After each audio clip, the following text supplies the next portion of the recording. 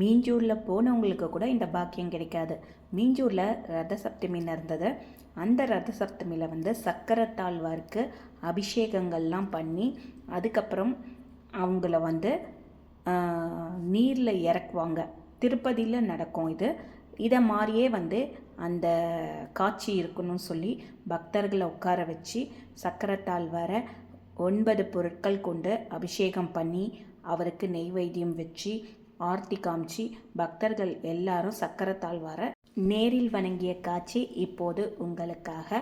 திருப்பதி பிரம்ம உற்சவத்தின் 9ஆம் நாள் நிறைவாக சக்கரத்தாழ்வார் தீர்த்தவாரி சுவாமி புஷ்பக்கரணியில் நடைபெறும்.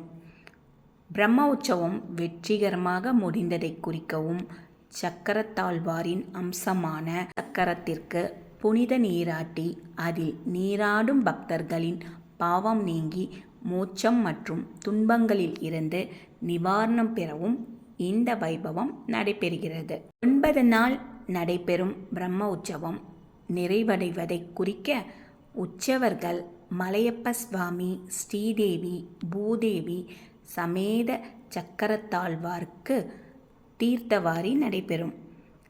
சக்கரத்தாழ்வாருடன் புஷ்பக்கரணியில் நீராடுவது சகல தங்களிலும் நீராடிய புண்ணியத்தை தரும். இதனால் பக்தர்கள் பாபங்கள் நீங்கி புனிதம் அடைவார்கள் என்பது நம்பிக்கை. சக்கரத்தாழ்வாரின் அருளால் நோய்கள் மற்றும் தீவினைகள் நீங்கி வாழ்வில் வளம் பெருகும் என நம்பப்படுகிறது.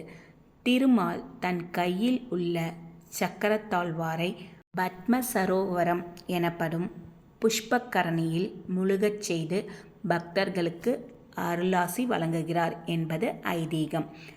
தீர்த்தவாரி முடிந்தவுடன் ஆயிரக்கணக்கான பக்தர்கள் நீரில் நீராடி சக்கரத்தாழ்வாரை வழிபடுவார்கள்.